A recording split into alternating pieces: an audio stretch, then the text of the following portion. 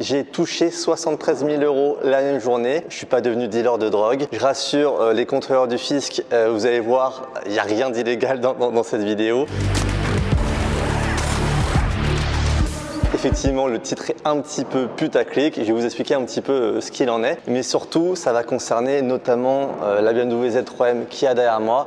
Vous saviez, elle était en vente et ça y est, la voiture est vendue. Et il n'y a pas que cette voiture-là que j'ai vendue, il y en a une deuxième.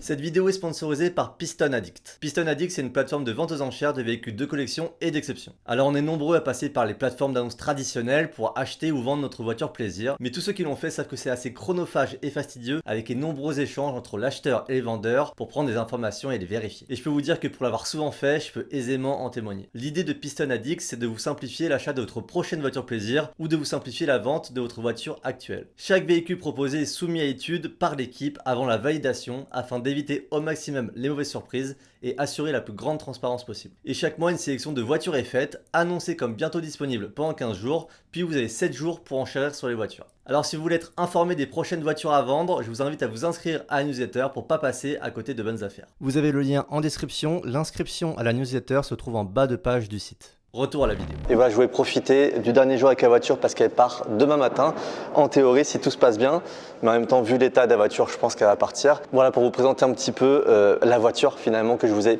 très peu partagé sur les réseaux, je l'ai depuis 2016 déjà, et vous dire pourquoi je l'avais acheté à l'époque, pourquoi je la vends, à quel prix je l'ai acheté, à quel prix je la vends, et aussi faire justement un petit point sur l'investissement en voiture. On sait que les cotes sont montantes depuis quelques années. Alors est-ce que c'était un bon investissement? Oui, non. Si vous avez vu par rapport au titre, vous vous doutez que finalement l'investissement n'était pas déconnant. Tout ce que je vais vous dire dans cette vidéo, notamment concernant l'investissement, évidemment, ce ne sont pas des conseils d'investissement que je vais vous donner à peu près en parler. C'est juste mon expérience perso, ma vision des choses. Donc c'est vraiment mon feedback, mon retour personnel. Alors déjà, cette voiture, les gars, comme je vous disais, je l'ai depuis 2016. Alors pourquoi je l'ai acheté à l'époque?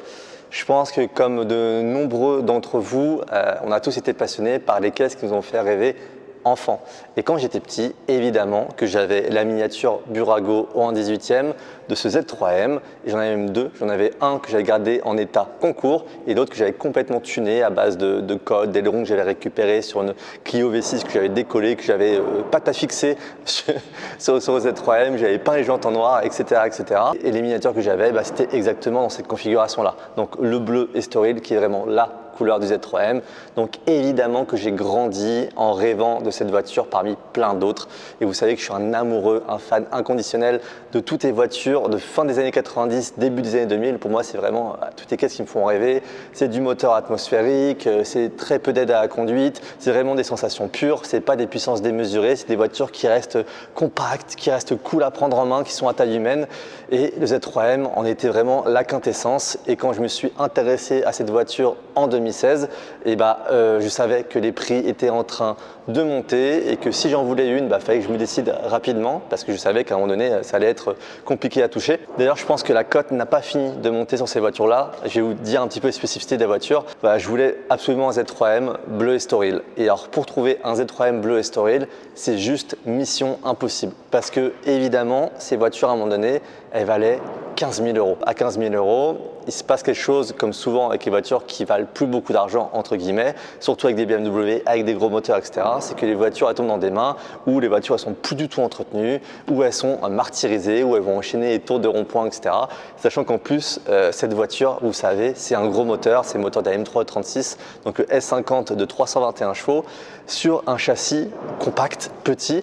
Et surtout, le pont arrière, la traverse arrière avait tendance à se dessouder tellement la voiture supportait des contraintes et que le châssis n'était pas renforcé pour avoir ces contraintes-là. Souvent, les soudures du pont arrière qui ont tendance à sauter. Il faut se méfier sur ces voitures et surtout sur les voitures qui ont été maltraitées. Ce qui fait que pour trouver un bel exemplaire de Z3M, déjà c'est la croix et la bannière tellement elles ont toutes eu 46 vies. Et qui plus est quand tu rajoutes la volonté d'en trouver un en bleu Estoril, alors là laisse tomber, ta probabilité d'en trouver un beau modèle bleu Estoril avec un bel historique, elle est quasiment nulle. Ce qui fait qu'à l'époque, quand je recherchais des Z3M, je cherchais pendant longtemps, pendant 1 an ou 2, je me rappelle, à l'époque, je voyais les prix qui continuaient à augmenter et j'avais vu cette voiture-là en annonce. Avant ça, j'avais fait pas mal de visites de Z3, j'avais appelé pas mal de personnes et souvent, c'était Et c'était dans leur jus, les voitures. Et ce qui fait que quand j'ai vu cette annonce-là, c'était pas très loin de chez moi, c'était sur la région parisienne. J'avais fait beaucoup de kilomètres pour voir des merguez. Et j'ai vu celle-là popper sur le bon coin. Et à l'époque, la voiture a été plus chère que les autres. Mais en même temps, elle était juste à côté de chez moi. Et je me suis dit, écoute Romain, va la voir, elle est juste à côté, même si elle est hors budget, ça mérite d'aller la voir. Bien on a pris, parce que je suis allé la voir. Je suis tombé amoureux de cette peinture, de l'état de cette voiture. Regardez-moi l'état de la voiture. En plus là, j'ai fait toute propre pour la vente. Ce qui me fait d'autant plus regretter la vente de cette voiture. La couleur, les gars, est exceptionnelle. L'état est exceptionnel. Le pont arrière n'est absolument pas dessoudé. Il est propre d'origine. La voiture, elle est full origine. Il y a une petite ligne Eisenman derrière. Ce qui fait que quand je suis tombé sur cette voiture-là, quand j'ai vu le suivi de la voiture, quand j'ai vu l'état de la voiture, j'ai pas hésité, je me suis prononcé. Et il faut savoir qu'en fait, on était en concurrence sur cette voiture. Donc, il y avait un autre acheteur qui était en concurrence. Et là, les gars, petit conseil, quand vous voulez absolument une voiture, il faut, à un moment donné, il faut provoquer des choses. Et du coup, en fait, j'ai montré que j'étais plus volontaire que l'autre acheteur pour faire les papiers, pour me déplacer, pour contractualiser. Et finalement, je me suis battu et j'ai réussi à avoir la voiture. À l'époque, la voiture, je l'ai payée 32 000 € en 2016. Les Z3M, à l'époque, c'était un petit peu en dessous de 30 000 €. Donc, j'avais surpayé la voiture, mais j'ai payé une voiture qui était en super bêta, vraiment avec la configuration que je voulais. Et je vais vous montrer un petit peu aussi l'intérieur. Il y a une spécificité de la voiture, c'est qu'elle a un intérieur qui est tout noir. Souvent, normalement, ils étaient en biton noir et bleu. Celle-là, elle a un intérieur tout noir. Donc, je l'ai depuis 2016 et j'ai acheté la voiture. Elle avait environ 96 000 km. Dites-vous, la voiture aujourd'hui, elle a très peu de kilomètres encore. C'est une des raisons de la vente de la voiture. Ce qui m'a fait un petit peu regretter, c'est que voilà, la voiture, elle est en super bêta, elle est juste nickel. Le problème, c'était le kilométrage. Et je me suis dit, si je veux conserver de la valeur sur la voiture, et ben, j'ai pas envie de dépasser cette barre symbolique des 100 000 km pour que dans les filtres d'achat et même psychologiquement, la voiture elle soit en dessous des 100 000 km. Un Z3M en dessous des 100 000 km, ça court pas les rues, d'autant plus dans cette configuration-là. En fait, à chaque fois que je la prenais, et ben, j'avais un petit peu, voilà, je vois les kilométrages se rapprocher des 100 000 km. Aujourd'hui, on a 99 750 km, quelque chose comme ça, donc c'est vraiment juste la barrière. Et je me dis, voilà, j'arrivais pas à m'affranchir de cette barrière psychologique des 100 000 km, ce qui fait que quand je la prenais, je me disais, j'avais toujours un peu une arrière-pensée en me disant, mais écoute, est-ce que je ne vais pas faire chuter la cote de la voiture en dépassant cette barre-là des 100 000 km. Et c'était une raison de la vente de cette voiture, même si évidemment que je sais que je vais m'en mordre les doigts parce que je ne pourrais pas retrouver un Z3M dans cette condition, à ce tarif-là, je sais. Pour vous donner un ordre d'idée, du coup, la voiture, j'avais payé 32 000 € comme je vous l'ai dit. Là, le prix de vente est de 43 500 €. Ça veut dire que sur cette voiture, j'ai fait une plus-value de 11 500 €. Et alors, je pense que le meilleur souvenir que j'ai avec cette voiture, c'est quand je l'ai achetée et que j'ai fait la route du retour décapotée avec le soleil. Parce qu'il faut vous dire vraiment que ces voitures, c'est juste parfait à conduire. C'est-à-dire que c'est du BMW et c'est pareil pour Porsche, c'est pareil en fait pour les constructeurs allemands. Encore une fois, c'est une voiture qui a taille humaine et tout est très bien pensé. Ergonomiquement, c'est une voiture, j'ai jamais eu de problème avec. Tu tournes la clé, elle démarre au quart de tour, la voiture. La boîte de vitesse, elle passe normalement, l'embrayage est normal, la direction elle est parfaite. C'est pas un gros truc, c'est un petit jouet et qui a un look. Mais regardez-moi ça, le look est incroyable. Regardez-moi cette face avant avec ce gros bouclier, les jantes chromées qui sont incroyables. La couleur, je vous en ai déjà parlé. La taille des ailes arrière, même la taille des ailes avant. Voilà, c'est une mini voiture. Et on le voit bien, comparé à moi, que la voiture, elle n'est pas grosse. C'est une mini voiture, mais qui est bodybuildée avec 321 chevaux. Trouvez-moi aujourd'hui une voiture sur le marché à environ 45 000 €, 321 chevaux, 6 cylindres, atmosphérique, boîte manuelle. Juste, ça n'existe pas. Et c'est pour ça que je vous dis que pour moi, la cote de cette voiture, elle va continuer à augmenter. Je pense que facilement, c'est une voiture qui pourra, dans quelques années, aller chercher les 50, 55, 60 000 €, ça ne m'étonnerait pas. D'ailleurs, on voit déjà des Z3M coupés qui valent ce prix-là. Moi, je voulais absolument un roadster. Et voilà, j'ai pris beaucoup de plaisir avec cette voiture, même si je l'ai peu roulée. À chaque fois que j'ai roulé, c'était vraiment avec beaucoup de plaisir.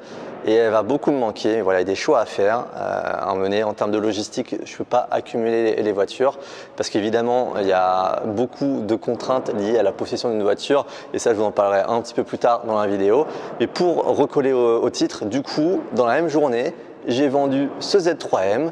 j'ai eu la confirmation de la vente de ce Z3M et dans la même journée, j'ai eu également la confirmation, parce que vous saviez que je vendais également ma Mini GP1, de la vente de la Mini GP1. C'est-à-dire vraiment coup sur coup, j'ai vendu ce Z3M, celui-là j'ai vendu en direct au nouvel acheteur qui viendra la récupérer demain, et la Mini GP1 qui était chez un professionnel, qui était chez mes amis de l'Automobile Paris, qui m'ont confirmé la vente de la voiture le même jour. Et donc maintenant je vais vous parler de la Mini GP1, pareil, le prix d'achat, ce que j'ai fait avec la voiture, le prix de vente. On est en 2018, je la repère en annonce et en fait à l'époque j'étais tombé amoureux de la Mini One de ma femme et la Mini One R56 c'est top comme voiture. Je suis tombé amoureux du châssis, j'ai trouvé ça génial.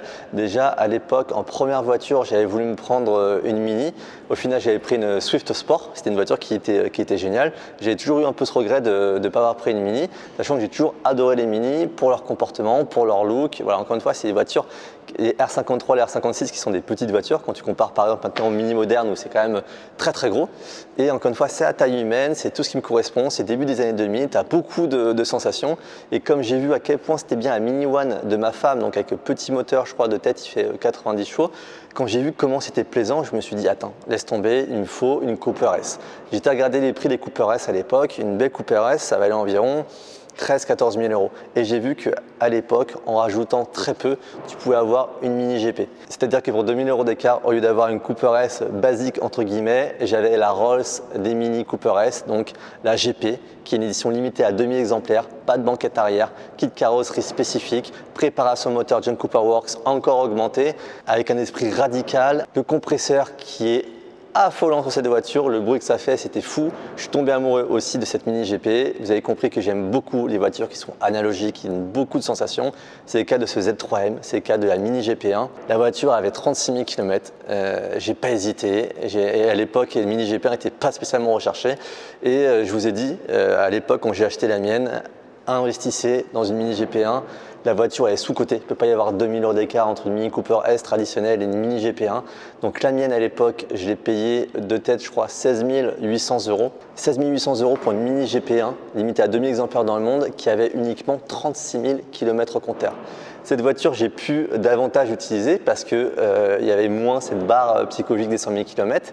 Et par contre, déjà, en 2018, c'était une des Mini GP les moins kilométrées du marché, tout simplement. Parce qu'à l'époque, les Mini GP, elles avaient plus aux alentours des 60-70 000 km et maintenant, elles ont davantage aux alentours des 80 000, 90 000, plus de 100 000 km. D'ailleurs, j'en ai vu une en annonce à plus de 333 000 km, ce qui fait que finalement, bien entretenu, ça a l'air d'être plutôt fiable. D'ailleurs, privilégier une R53 par rapport à une R56, donc privilégier le moteur compressé plutôt que le moteur avec turbo THP, qui est réellement très très peu fiable. Donc préférez une GP1 plutôt qu'une GP2 parce qu'avec la GP2 vous pouvez avoir un moteur, voilà, vous pouvez avoir un moteur à repayer. Et donc la Mini GP, je l'ai acheté à distance. Avant de me déplacer, je l'avais pas vue.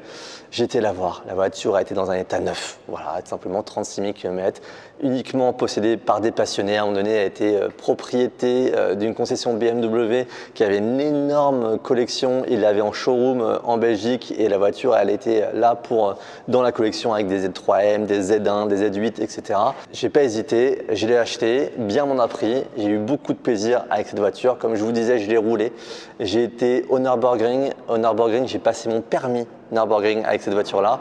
Donc il faut savoir que pour faire des compétitions sur le circuit du Nürburgring, la grande version, les 22,8 km plus la boucle F1, donc je crois que ça fait plus de 25 ou 26 km, il te faut un permis spécial. Et du coup, mon permis, je l'ai passé avec ma GP, parce qu'en fait, là-bas, tu as des sessions. C'est soit tu loues des voitures qui sont déjà préparées pour passer ton permis, soit si ta voiture perso est éligible, tu as quelques sessions, tu peux aller avec ta voiture personnelle. Donc moi, ma Mini GP était considérée comme assez sportive pour avoir le droit de faire le stage avec le Mini GP.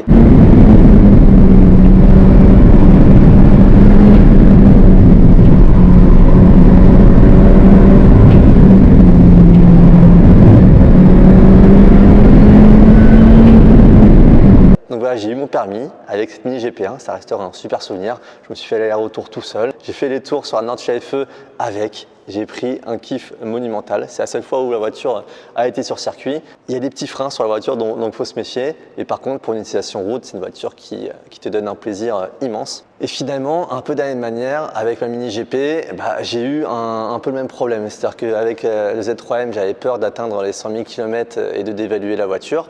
Et avec la Mini GP, en fait, je voulais la conserver avec un kilométrage qui était faible. Et vu que les valeurs montaient énormément sur la voiture. Je vous rappelle, j'ai acheté 16 800 € de tête.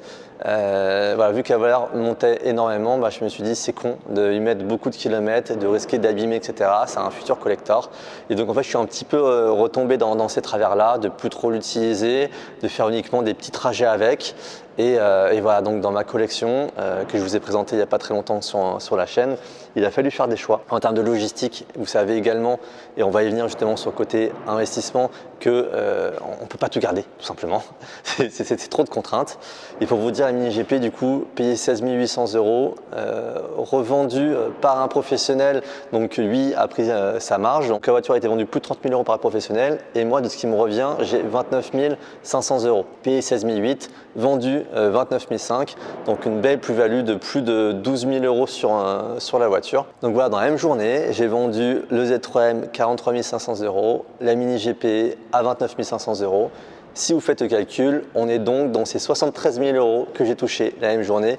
Effectivement, ce n'est pas d'argent que je prends, que je mets directement dans la poche, parce que évidemment qu'il y avait le prix d'achat, évidemment qu'il y a eu tous les frais qui sont liés à la possession, à l'entretien de ces voitures.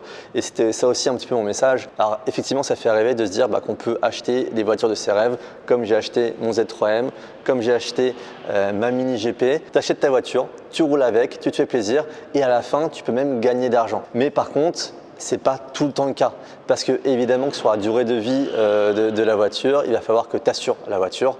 Donc moi, entre 2016 pour le Z3M et 2018 pour la Mini GP, j'ai 8 ans et 6 ans d'assurance sur la voiture. Donc je ne sais pas exactement combien je paye, parce que je suis en assurance flotte, donc j'ai pas le détail, mais du coup il y a l'assurance annuelle sur la voiture. Évidemment, il y a la notion de stockage de la voiture, donc certains peuvent stocker sans souci. Quand tu es en région parisienne, c'est beaucoup plus compliqué pour stocker ta voiture.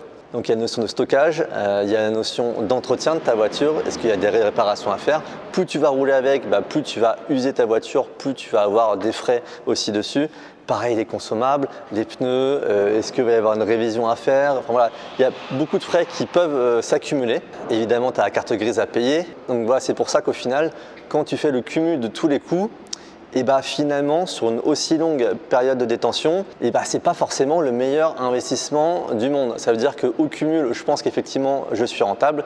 Et c'était moi, mon but, c'était de me dire, voilà, je ne vais pas forcément gagner 30 000 €, et encore que j'en suis pas loin sur les deux voitures. Mais c'était plutôt de me dire, je vais rouler avec des voitures qui me font kiffer de fou. Et surtout, à la fin, ça m'aura coûté 0 €. Donc parfois, l'investissement est rentable, parfois ça ne l'est pas. Moi, je pars du principe qu'à partir du moment où tu arrives à amortir un petit peu tes coûts et tu arrives à posséder une voiture de fou, comme un Z3M, comme une Mini GP, comme j'en sais rien, moi par exemple une Audi R8, tu arrives à mettre la somme, et au final, dans 2-3 ans, tu repars avec la somme, avec la plus-value qui a permis de te couvrir tous tes frais, et finalement, l'opération elle est belle. C'est-à-dire que plutôt que d'acheter un Scénic neuf en concession et que tu vas payer 40 000 € et tu vas le dévaluer au bout de 2 ans, il vaudra 20 000 €, tu auras perdu 20 000 € sur ton Scénic. Là, tu auras acheté par exemple un beau Z3M et tu sais que dans 2 ans, ton Z3M il vaudra plus cher, tu as roulé gratuitement avec et tu as une super caisse dans ton garage avec laquelle tu t'es vraiment fait plaisir.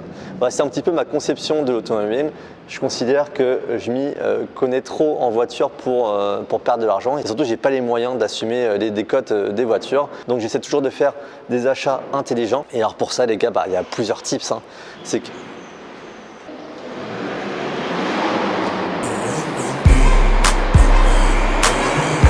donc déjà, tips numéro 1, moi j'achète que des voitures qui me plaisent et dans les configurations que je souhaite. Parfois c'est très compliqué à trouver. Avec le Z3M, j'ai trouvé. Ma Mini GP pour le coup, elle c'est toute pareille.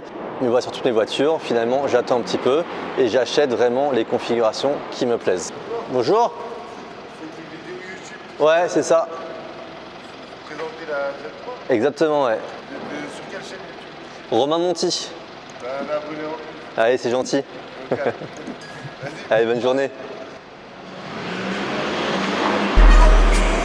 Donc je vous disais, voiture qui me plaît, configuration qui me plaît, quitte à attendre ou même peut-être mettre un peu plus d'argent. Mais tu vois, typiquement, si on prend l'exemple d'un Z3M, entre un Z3M bleu Estoril et un Z3M gris clair, et c'est pas la même notion de désirabilité, c'est pas la même notion d'attractivité. Et voilà, un Z3M bleu Estoril aura une cote et sera beaucoup plus recherché qu'un Z3M gris clair. Donc il y a vraiment des couleurs qui sont spécifiques au modèle. Là en l'occurrence, le bleu pour moi c'était vraiment la meilleure couleur pour un Z3M. Il y a beaucoup de noir, il y a beaucoup de gris. Donc voilà, parfois c'est peut-être attendre un petit peu pour trouver le bon modèle. Il y a une deuxième astuce que je vais vous donner mais qui paraît hyper logique, c'est d'avoir le cash. Parce que quand tu as le cash, quand tu vois une voiture qui correspond à tes critères qui sort, c'est beaucoup plus simple d'aller voir le gars et de faire une offre. Parce que si jamais tu as une voiture à vendre ou quoi, et en fait, le gros risque, c'est déjà que tu as un pouvoir de négociation qui est très faible parce que toi-même, tu as une voiture à vendre et que la voiture puisse passer sous ton nez parce qu'il y aura quelqu'un qui sera arrivé dès le lendemain avec une offre ferme et la voiture te sera passée sous le nez.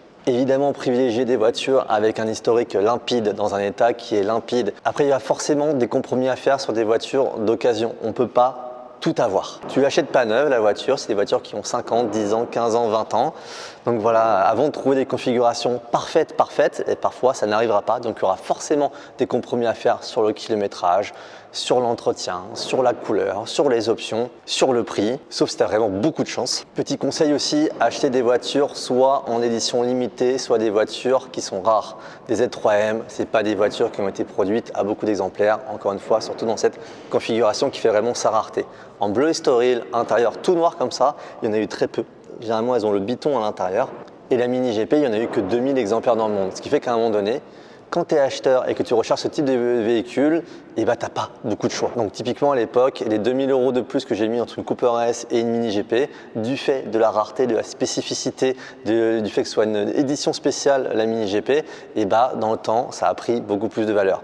C'est comme un exemple que je donne assez souvent, c'est la 996 GT3 versus la 996 GT3 RS. Alors, il faut déjà savoir que 996 GT3 c'est une voiture qui est rare et il faut savoir qu'en RS, il n'y en a eu que 682. Et à l'époque, il n'y avait que 20 000 € d'écart entre les deux voitures. Aujourd'hui, une 996 GT3 c'est environ 80 000 € en fonction de l'état et du suivi. Et une RS, c'est facilement entre 150 et 200 000 €. Donc pour les 20 000 € de plus que tu avais mis à la base quand c'était sorti en 2003-2004, finalement aujourd'hui tu te retrouves avec une différence de 80 000, 100 000, 120 000 € entre une GT3 et une GT3 RS. Donc si vous avez des éditions spéciales, des éditions limitées, c'est ce qui est intéressant. Attention, parfois vous avez des éditions limitées qui n'en sont pas vraiment, où c'est juste un sticker, où c'est juste une plaque et en fait il n'y a rien derrière, c'est juste pour écouler des châssis. Maintenant, ça se fait énormément sur les voitures modernes. À l'époque, les voitures, quand elles étaient limitées, quand c'était des éditions spéciales, il y avait vraiment des choses qui les distinguaient. Aujourd'hui, réellement, c'est une reprog moteur, on te met plus de 10 chevaux, on te met un sticker. Donc là, déjà, ça a un peu moins d'intérêt.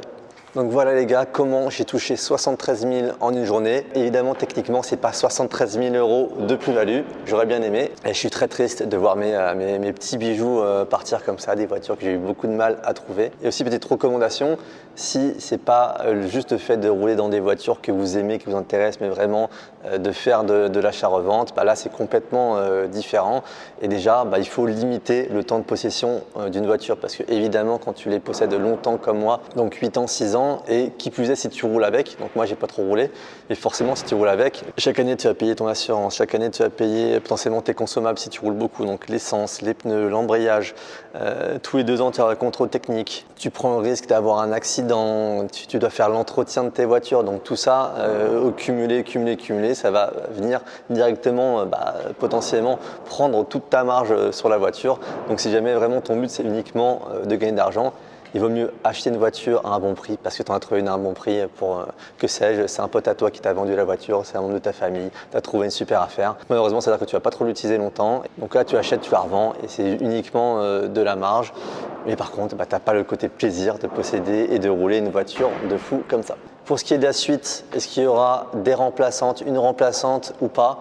Pour l'instant, j'en sais rien. L'idée, c'était vraiment de réduire la logistique de toutes ces voitures. Ça faisait trop de contraintes à gérer, donc forcément, j'ai des idées en tête. Parce que quand on est passionné, qu'on est amoureux de la voiture, il y a beaucoup de modèles qu'on a envie de découvrir. Comme je vous disais, vous connaissez mes goûts maintenant, les voitures analogiques, fin des années 90, début des années 2000. Il y a tellement de voitures sympas à découvrir. Je pense qu'aujourd'hui, il y a toujours pas mal de voitures qui sont sous-cotées, comme un Z3M comme ça. Donc n'hésitez pas à me donner des suggestions de voitures en commentaire pour potentiellement que ce soit là ou les prochaines en fonction du tarif. J'espère que cette vidéo vous a plu. C'est une vidéo qui est un petit peu différente de d'habitude. C'est vraiment voilà, du ressenti, du parler. Les gars, je suis avec Julien.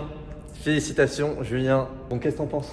Elle est magnifique et je suis un jeune BMiste, j'étais porschiste avant et je pense que je vais bien m'amuser avec cette voiture et je te remercie parce que la transaction s'est très bien passée, donc c'est un vrai plaisir. C'est la première fois que j'achète une voiture dans une couleur un peu vive comme ça. Je ne suis pas un aficionado de la marque, donc je ne savais pas que c'était le bleu Estoril était la couleur de lancement, mais ça claque. Ça claque, c'est une très très belle auto et ouais, je suis content de cet achat d'impulsion, on va dire, parce que c'était pas prévu du tout au départ, mais c'est une très belle auto. Merci à nouveau à Piston Addict d'avoir sponsorisé cette vidéo. Pour être tenu au courant des prochaines voitures aux enchères, faire une bonne affaire, inscrivez-vous à leur newsletter, vous avez le lien en description. Dites-moi aussi en commentaire si vous avez aimé ce format et moi je vous dis à très vite pour une prochaine vidéo. Profitez bien de vos voitures.